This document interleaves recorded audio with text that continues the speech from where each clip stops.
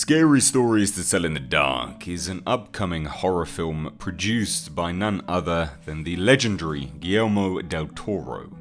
We had the absolutely superb Super Bowl teaser trailers, which gave us our very first glimpses of the upcoming villainous and evil entities which will be in the movie. And prior to that, we received a fantastic poster which revealed Harold the Scarecrow.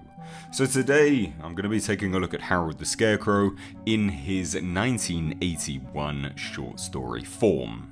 So although Harold the Scarecrow is described as an evil entity, Harold was in fact created by Thomas and Alfred, two incredibly stupid cow farmers. Now, the evil which is imbued into Harold could be considered to be given to him via the abuse which he suffers at the hands of Thomas and Alfred. They create Harold out of old sacks stuffed with straw, as per a typical scarecrow would. They named him after a farmer of which Thomas and Alfred both hated, and as such they chose to take out their hatred on the avatar of Harold. They would make fun of him, they would beat him, and then one day, they heard Harold grunt. After this, Thomas suggested throwing the Scarecrow into a fire, but Alfred insisted, of course, that there was nothing to worry about. How could this Scarecrow, this inanimate object, this thing to scare the pests away from the fields, how could it grunt? But then they noticed that Harold was beginning to grow bigger, and they told themselves, of course, that it was just their imagination. They were just seeing things. They were in the mountains for too long, or they were just both incredibly stupid. And then on one fateful day, Harold the Scarecrow came to life.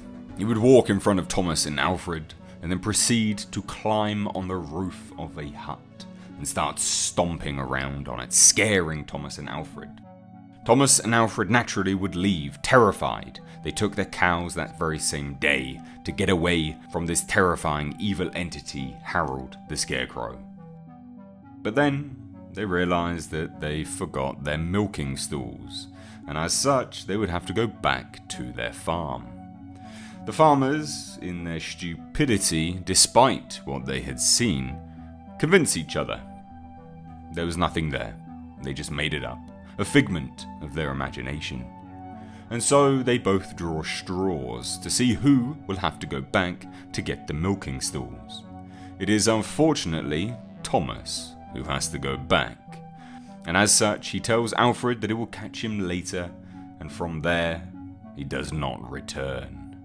Alfred, looking back on the farm, would see Harold on the roof of that very same hut that he stomped around on and terrified the two young farmers.